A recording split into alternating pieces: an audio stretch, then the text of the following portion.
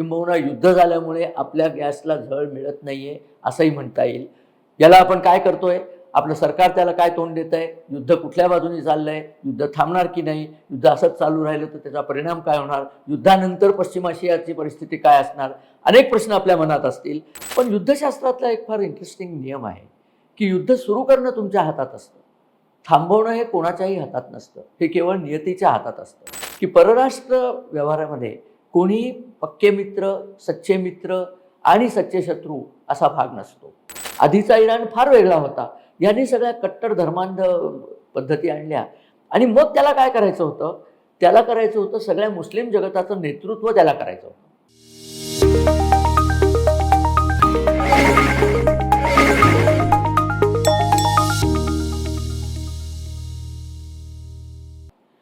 नमस्कार, डिजिटल विवेकमध्ये आपल्या सगळ्यांचं हार्दिक स्वागत आहे.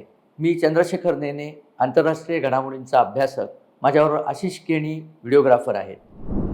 आपण बघतोय की सगळ्या जगाला युद्धाची झळ पोचतीये आणि आता आपण सुद्धा त्या युद्धाच्या झळीपासून फारसे लांब नाही आहोत.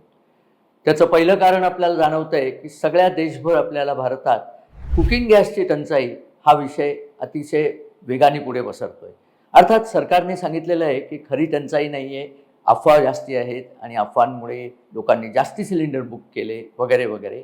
परंतु असं जरी असलं तरी एखाद्या क्षेत्रात जर इतकं मोठं युद्ध पेटलं तर त्याच्या झळा या पोचणारच. तर त्याच्यासंबंधी आपल्याशी काही हितगुज करायचं आहे मला, आणि ते आपण आज पहिला भाग आहे असंच आपण करत राहणार आहोत. कारण युद्ध हे सुरुवातीला वाटलं होतं की लवकर थांबेल, आज थांबेल, उद्या थांबेल. पण युद्धशास्त्रातला एक फार इंटरेस्टिंग नियम आहे की युद्ध सुरू करणं तुमच्या हातात असतं, थांबवणं हे कोणाच्याही हातात नसतं, हे केवळ नियतीच्या हातात असतं. कारण काय घटना होतात, कुठे काय परिस्थिती होते ह्यावरती सगळं अवलंबून असतं. तर आज पहिला दिवस असल्यामुळे मला हे युद्ध पुण्यात येतं आपल्याला सगळ्यांनाच माहिती आहे की इस्रायल, अमेरिका एका बाजूला आणि इराण दुसऱ्या बाजूला, असं हे सुरुवातीचं युद्ध होतं. आता खेळाडूंची संख्या वाढलेली आहे. इतर कुठल्याही खेळांमध्ये 2 पार्टी असतात आणि तेवढीच फक्त संख्या फिक्स्ड असते. या युद्धामध्ये खेळाडूंची संख्या वाढलेली आहे. आता आखाती देशातील अरब राष्ट्र या सगळ्या लोकांनी या युद्धात भाग घेतलाय अमेरिकेच्या बाजूने. आणि त्या बाजूला कोण आहे तर इराण आहे. पाकिस्तान हा नेहमीप्रमाणे तळ्यात मळ्यात आहे, कुंपणावरती बसू नये, कुठे फायदा होईल ते बघायला तिथे बसलेला आहे. आणि 2 जे मेंबर्स आहेत रशिया आणि चीन, ते पडद्याआडून इराणला सहाय्य करतात. अमेरिकेला सहाय्य करायला खरं म्हणजे नाटोचे जे सदस्य आहेत, नाटो म्हणजे नॉर्थ अटलांटिक ट्रिटी ऑर्गनायझेशन, म्हणजे पाश्चिमात्य राष्ट्रांची संघटना होती, त्यांनी यायला पाहिजे, परंतु ते आलेले नाही आहेत. भारत तटस्थ आहे, कारण भारताचे खरोखरच इराण आणि इस्रायल आणि अमेरिका यातल्या इस्रायलशी आपले अत्यंत घनिष्ठ संबंध आहेत, इराणशी चांगले संबंध, पूर्वापार संबंध आहेत, आणि अमेरिकेशी आपण ट्रेड रिलेशनशिप ठेवतो. अमेरिकेशी घट्ट संबंध आहेत हे म्हणणं थोडंसं चुकीचं ठरतं, कारण खरं सांगू का, परराष्ट्र संबंध हे घट्ट असे कुठेच नसतात. एक फार सुंदर वचन आहे की परराष्ट्र व्यवहारामध्ये कोणी पक्के मित्र, सच्चे मित्र आणि सच्चे शत्रू असा भाग नसतो. There are no permanent friends और permanent enemies in foreign policy किंवा फॉरेन रिलेशन्स. मग काय असतं परमनंट? सेल्फ इंटरेस्ट हे परमनंट असतात. म्हणजे प्रत्येक राष्ट्राचे स्वतःचे निहित स्वार्थ जे असतात ते परमनंट असतात. त्या स्वार्थाच्या बाजूने जे असतील ते आपले मित्र, त्या स्वार्थाच्या विरुद्ध जे असतील ते आपले शत्रू, अशी मांडणी असते. आणि हा फिरता रंगमंच आहे, ही मांडणी बदलत असते. हे आपल्याला कळत नाही, कारण आपण हिंदी सिनेमे फार पाहिलेले असतात. आपल्याला जी जानशी दुश्मनी आणि मग पिढीजात दुश्मनी वगैरे गोष्टी डोक्यामध्ये इतक्या घुसलेल्या आहेत की कालचा दुश्मन आजचा दोस्त कसा झाला हे आपल्याला कळत नाही. अर्थात महाराष्ट्रातल्या राजकारण्यांमुळे आपल्याला ह्याचा चांगलंच कळायला लागलं आहे, कारण कुठले राजकारणी सध्या कुठे जाऊन बसतायत, रोज पार्ट्या बदलतायत वगैरे. परंतु पूर्वी तरी असं होतं की ठरलेले शत्रू होते. चीनचंच बघा ना, चीनशी आपले युद्ध झालेलं आहे आणि बऱ्यापैकी तीव्र क्षमतेचं युद्ध होतं, जरी 1962 मध्ये झालं असलं तरी. परंतु आज चीनला आपण अगदी एकदम शत्रूमध्ये गणत नाही. चीन आपला मित्र नाहीच आहे, आपला प्रतिस्पर्धी आहे, पण शत्रू नाही. पाकिस्तान हा शत्रूच आहे. पाकिस्तानच्या जन्मापासून त्यांनी भारताशी उभा राहावा मांडलाय, त्यामुळे तो शत्रूच आहे. इराणची परिस्थिती काय आहे तुम्हाला एक गंमत म्हणून सांगतो. खूप आधी मी काही आपल्या परराष्ट्र मंत्र्यांशी बोललो होतो आणि त्यांनी मला सांगितलं होतं की काही झालं तरी इराण हा आपला मित्रच असला पाहिजे, त्याची 2 कारणं आहेत. एक म्हणजे इराण हा शिया देश आहे, एकमेव शिया देश तेव्हा आणि आत्तासुद्धा इराण हा आहे, आणि आपला शत्रू पाकिस्तान हा सुन्नी देश आहे. आणि दुसरं महत्त्वाचं कारण म्हणजे इराण पाकिस्तानच्या त्या बाजूला आहे, म्हणजे पाकिस्तानच्या पूर्वेला आपण आणि पश्चिमेला इराण. बांगलादेश तेव्हा झालेला नव्हता, तेव्हाची गोष्ट आहे. त्यामुळे पाकिस्तानच्या बाजूने इराण कधीच जाऊ शकत नाही, कारण एक पुन्हा नियम आहे की शेजारी कधीच सच्चे मित्र होऊ शकत नाही. कारण काय, सीमेवरती दोघांचे इंटरेस्ट असतात. तुझं माझं, आपल्या इथे बघा ना की कोर्टामधले तुम्ही दावे पाहिलेत तर 70% दावे हे बांधावरच्या भांडणाचे दावे असतात. शेतकऱ्यांची बांधावरची भांडणं शेजारच्या शेतकऱ्याची असतात. माझ्या चिंचेच्या झाडाच्या चिंचा तुझ्या इथे पडल्या त्या मला परत दे, या प्रकारची सुद्धा भांडणं असतात. तर तसं भारत पाकिस्तान भांडण हे तर म्हणजे होतंच. आणि पाकिस्ताननी सुरुवातीपासून आम्हाला हसके लिया पाकिस्तान, लडके लेंगे हिंदुस्तान असल्या खुलचट घोषणाही त्यांनी केल्या होत्या. तो विषयच वेगळा आहे. परंतु हे जे गमतीदार युद्ध सुरू झालं आहे, इराण आणि इस्रायल याच्यामध्ये जवळजवळ 1500 किलोमीटर अंतर आहे, म्हणजे कुठेही सीमा लागलेली नाही. इराण आणि अमेरिकामध्ये 12,000 किलोमीटर अंतर आहे. मग भांडण काय झालं, तर थोडंसं मागे जाऊया. खूप मागे आत्ता जायचं नाही, पुढच्या कुठल्या तरी भागात मी याच्या आधीच्या पण गोष्टी सांगेन. परंतु 1979 साली इराणचा शहा जो होता, ज्या शहाला अमेरिकेने बावलं म्हणून बसवलं होतं आणि अमेरिकेचं उत्तम चाललेलं होतं, शहा अमेरिकेचा घनिष्ठ मित्र होता आणि अमेरिकेचा तो मित्र असल्यामुळे इस्रायलसुद्धा इराणचा घनिष्ठ मित्र होता, हे फार थोड्या लोकांना माहिती आहे. आपण इस्रायलची ख्याती ड्रीप इरिगेशनबद्दल ऐकलेली आहे की नाही, वाळवंटात शेती करणं वगैरे त्यांनी अफाटच काम केलं. मी स्वतः जाऊन आलो आहे, त्यांचं काम बघितलं आहे. हे ड्रीप इरिगेशन त्यांनी इराणला शिकवलेलं आहे.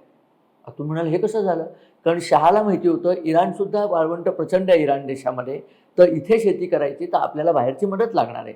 इस्रायली लोकांना मोठी मोठी कॉन्ट्रॅक्ट्स तिथे मिळालेली आहेत ड्रीपचं सगळं इन्स्टॉल करण्याची. दोस्ती होती. इराणचा जो एअरपोर्ट आहे मेहराबाद एअरपोर्ट, तो इस्रायली इंजिनियर्सनी बांधून दिलेला आहे. परंतु 79मध्ये शहाला उलथून लावण्यात आलं आणि त्याच्या जागी त्यांनी रोगापेक्षा औषध भयंकर असा अयातोल्ला रुहोल्ला खोमेनी, ज्याचे पूर्वज बाराबंकीमध्ये जन्मले, उत्तर प्रदेशातल्या बाराबंकीतलं हे बहीण आहे, आणि त्यांचा आजोबा बाराबंकीतनं इराणला गेला. मूळची इराणी फॅमिली बाराबंकीत आले होते, तिथनं परत गेले आणि हा मनुष्य तिथे गेला. हा धर्मगुरू होता, कट्टर धर्मगुरू होता आणि याला इराणी लोकांनी आणून आपल्या डोक्यावर बसवलं. माझे अनेक इराणी मित्रमैत्रिणी आहेत, ते सगळे म्हणतात की कुठून याला आणलं, असं झालं. शहा वाईट होता वगैरे सगळं ठीक आहे, पण हे काय आलं आमच्या अंगावरती. आधीचा इराण फार वेगळा होता. यांनी सगळ्या कट्टर धर्मांध पद्धती आणल्या आणि मग त्याला काय करायचं होतं, त्याला करायचं होतं सगळ्या मुस्लिम जगताचं नेतृत्व त्याला करायचं होतं. आता मुस्लिम जगताचं जे नेतृत्व आहे ते ऑटोमॅटिकली सौदी अरेबियाकडे होतं, कारण मक्का आणि मदिना सर्वात पवित्र जागा मुसलमानांच्या त्या सौदी अरेबियाच्या ताब्यात होत्या. म्हणजे सौदी सुलतानांचं जे पूर्ण नाव आहे तसं protector of the holy mosques of Mecca Medina असं त्यांचं पूर्ण टायटल आहे. त्याच्या जोरावर ते सगळ्या इस्लाम धर्मियांवरती धार्मिक हुकुमशाही गाजवतात. हुकुमशाही म्हणणं चुकीचं आहे, धार्मिक नेतृत्व गाजवतात. ते याला मोडायचं होतं, कारण ते सुन्नीन हे शिया सुन्नींबद्दल आपण पुन्हा एकदा बोलणार आहोत, पण आत्ता पहिल्या याला इतक्या मागे जायला नको. 1400 वर्षापूर्वीची ती लढाई आहे, पण तीच लढाई अजूनही चालू आहे. तर हे सगळं झाल्यानंतर खोमेनींनी ठरवलं की मला मुस्लिम जगताचं नेतृत्व करायचं असलं तर मुस्लिम जगताला काय हवं आहे, तर मुस्लिम जगताला जेरुसलेम स्वतःच्या ताब्यात पाहिजे. कारण इस्लाममधलं तिसरं पवित्र स्थळ म्हणजे जेरुसलेम आहे. हजरत मोहम्मद जेरुसलेमला आले, त्याचं एका रात्रीत एका घोड्याने त्यांना उचलून स्वर्गात नेलं आणि स्वर्ग दाखवून परत आणलं, अशी आख्यायिका आहे. त्या घोड्याचं नाव होतं बराक. बराक या अरबी शब्दाचा, मला थोडी अरबी थोडं फारसी येतं. बराक या शब्दाचा अर्थ आहे वीज कोसळते की नाही. हेच नाव अमेरिकेच्या अध्यक्षाचं पण होतं बरं का, बराक हुसेन ओबामा, तुम्हाला माहिती असेल. एनिवे, तर हा बराक त्याला घेऊन गेला मग मोहम्मद साहेबांना आणि परत आणलं, म्हणून जेरुसलेम पवित्र. मग तिथे ती मशीद बांधली वगैरे, ते आपल्याला सगळ्यांना माहिती आहे. तर ती मुक्त करावी, ती जूनच्या ताब्यात आहे, म्हणजे हे अगदी चुकीचं आहे. यहुदी हे इस्लामचे पारंपरिक शत्रू आहेत वगैरे वगैरे. तर मी ती मुक्त करण्याची जबाबदारी घेतो. मी ती घेतली की मला लीडर करा, कारण की मी मुसलमानांना जे आजपर्यंत खोल गेलेली जखम आहे ती दुरुस्त करतोय. तिथून ही लढाई सुरू झाली. म्हणजे इस्रायल आणि इराणची सीमा एक नाही, त्यांचे इंटरेस्ट एक नाहीत, काहीही नाही, पण इस्रायलला इराणचा असा एक फास बसलेला आहे. त्यामुळे इराणी कट्टर द्वेष, म्हणजे इराणमध्ये लहान मुलांना काय शिकवतात, लहान मुलं KG मधल्या मुलांना शिकवतात की यहुदी आपला शत्रू आहे, अमेरिका आपला शत्रू आहे. यहुदी म्हणजे इस्रायल देश हा छोटा सैतान आहे, मोठा सैतान अमेरिका आहे, कारण तो छोट्या सैतानाची पाठराखण करतो. दिसला की यहुदी कापून काढा, या टाईपच्या काहीतरी भारतात त्यांच्या असतात. आणि मग त्यांच्या लक्षात आलं की आपल्याला जर इस्रायल नष्ट करायचा असला तर इस्रायलमध्ये 3 महत्त्वाची शहरं आहेत फक्त. जेरुसलेम हे धार्मिक शहर, तेल अवीव राजधानी आणि हायफाला त्यांची रिफायनरी आहे, बंदर आहे. हायफा हे मोठं पोर्ट आहे. 3 अणुबॉम्ब टाकले की इस्रायल संपला. पण अणुबॉम्ब नाही ना माझ्याकडे, मग चला अणुबॉम्ब करूया. एक मोहीमच काढली की आपण अणुबॉम्ब तयार केला पाहिजे. आणि हळूहळू त्यांनी तो तयार करत आणला. इथे इस्रायल आणि स्पष्ट सांगितलं होतं की अणुबॉम्ब म्हणला की इस्रायल संपलं, जूनवरतीच तो आम्ही टाकणार आहोत. जूनना जगायचा हक्क नाही, हे त्याचे स्टेटमेंट आहे. तो खोमेनी तो वारला किंवा तरी परमेश्वराला प्यारा झाल्यानंतर दुसरा आला, त्याचं नाव खामेनी. फारसा खोचा खा झाला म्हणून काही बिघडलं नाही. तोच कट्टरपणा तितक्याच जोराने चालू राहिला. आणि आता त्यांचं अशी बातमी आली, इस्रायलचं गुप्तहेर खातं जे मोसाद आहे त्यांनी ही बातमी काढली की यांचा अणुबॉम्ब तयार होत आलेला आहे. अणुबॉम्ब कसा करायचा याची मी तुम्हाला 2 मिनिटात रेसिपी सांगू शकेन. आत्ता सांगणार नाही, पुढच्या एका कार्यक्रमात तोही सांगणार आहे मी. पण अणुबॉम्ब करायचा जर असला तर युरेनियम नावाचं एक किरणोत्सर्गी द्रव्य लागतं, जे फारली रेअर आहे, परंतु इराणमध्ये त्याच्या खाणी आहेत. लक्षात ठेवा, ही महत्त्वाची गोष्ट आहे. तर अणुबॉम्ब करायचं असलं तर तुम्हाला युरेनियम लागतं, पण ते शुद्ध रूपात लागतं. बरं, युरेनियमची 2 रूपं असतात, युरेनियम 238, युरेनियम 235. 235 हे थोडं हलक्या वजनाचं असतं, 38 थोडं जास्त वजनाचं असतं. तर ही सोडवायची कशी, एकत्रच असतं. आणि साधारण 100-238 100 किलो असलं तर 500 ग्राम 235 असतं, म्हणजे खूप कमी असतं. तर ते कसं सोडवतात, तर तुम्हाला दुधापासून लोणी कसं काढतात माहिती आहे की नाही? घरामध्ये नाही, घरामध्ये आई आपली ताक घुसळून काढते, पण डेअरीमध्ये दूध घालायचं आणि दूध जोराने फिरवलं की साय हलकी असते, ती बाजूला वेगळी होते. तीच पद्धत आहे, त्याला सेंट्रिफ्यूज म्हणतात.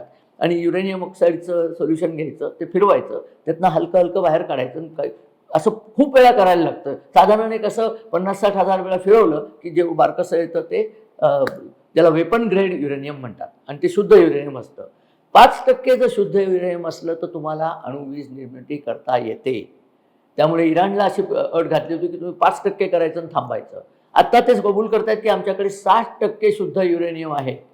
आणि हा प्रचंड मोठा धोका इस्रायल आणि अमेरिकेला, याचा बॉम्ब लगेच करता येत नाही, पण 60वरनं 90ला जायला काही फार वेळ लागत नाही, हे लक्षात ठेवा. आणि ह्याच्यानंतर सुद्धा हे टाकायचं कसं, तर मिसाईल्स लागतात. तर त्या मिसाईलची सुद्धा रेंज इराणकडे आधी कमी होती, ती त्यांनी 12,000 किलोमीटरपर्यंत रेंज नेली, अशा मोसादच्या बातम्या होत्या. ट्रम्प खडबडून जागे झाले. खरं म्हणजे ते जागेच होते. त्यांच्या पहिल्या टर्ममध्येही त्यांनी सांगितलं होतं इराणचा निकाल लावायला पाहिजे, आणि आता त्यांनी ठरवलं की इराणचा निकाल लावायचा. त्यांनी एक डाव टाकला की तुमच्याशी आम्ही तहाची म्हणण्यापेक्षा सामोपचाराची बोलणी करतो की हे सगळं सोडून द्या, तुम्ही मिसाईल करू नका, युरेनियम आणू नका वगैरे. आणि ती बोलणी चालू असताना त्यांनी हल्ला सुरू केला आणि अत्यंत प्रखर हल्ला केला. त्यांना अशी कल्पना होती की या हल्ल्यानंतर एका आठवड्यात इराण कोलमडून पडेल, इराणची जी जुलमी मुल्ले लोकांची राजवट आहे ती नष्ट होईल. पण तसं काही झालं नाही आहे. ते अत्यंत चिवटपणे लढतायत. आणि आता त्याच्यातनं पुढे काय काय घडतंय त्याच्यावरती पुढे मी पुढच्या भागामध्ये येणार आहे. परंतु हे करत असताना त्यांनी जिथे सर्वात जास्ती गॅसचं प्रोडक्शन होतं त्या कतारच्या गॅस प्लांटला, तिथे रास लफान नावाचं एक एरिया आहे. रास म्हणजे अरबी भाषेत भुशीर, समुद्रात घुसलेला भाग. तो पर्शियन गल्फ किंवा अरेबियन गल्फमध्ये आखातामध्ये घुसलेला भाग आहे. तिथे गॅसचं फील्ड आहे. तर त्या गॅसच्या फील्डवरती इराणने हल्ला केला. त्यातला अर्ध इराणकडे, 1/3 इराणकडे, 2/3 कतारकडे. आणि तिथनं गॅस येणं बंद झालं. आणि जो काही आणखीन येऊ शकला असता ते होर्मुझच्या सामुद्रधुनीवरती इराणने ब्लॉकेड केलेलं आहे, थांबवून टाकलेलं आहे. आणि त्यामुळे जगात हाहाकार उडालेला आहे. आपल्याला सुद्धा गॅसची कमी आहे. आणि म्हणून मी म्हटलं की युद्धाची झळ आपल्यापर्यंत पोचली, किंबहुना युद्ध झाल्यामुळे आपल्या गॅसला झळ मिळत नाही आहे असंही म्हणता येईल. याला आपण काय करतोय, आपलं सरकार त्याला काय तोंड देत आहे, युद्ध कुठल्या बाजूने चाललं आहे, युद्ध थांबणार की नाही, युद्ध असंच चालू राहिलं तर त्याचा परिणाम काय होणार, युद्धानंतर पश्चिम आशियाची परिस्थिती काय असणार, अनेक प्रश्न आपल्या मनात असतील. येत्या प्रोग्राममध्ये त्यातल्या काही प्रश्नांची उत्तरं मी देत जाईन. परंतु अनेक जर काही प्रश्न आपल्याकडे असले तर आमचा व्हिडिओ जर आपल्याला आवडला तर आपण तो बघा, आपल्या मित्र परिवाराला तो शेअर करा, आमच्या चॅनलला सबस्क्राईब करा आणि आपले प्रश्न पाठवा, जेणेकरून पुढच्या व्हिडिओमध्ये मला ते प्रश्न घेता येतील. आशा आहे आपल्याला हा व्हिडिओ आवडला. व्हिडिओ बघितल्याबद्दल धन्यवाद आणि नमस्कार.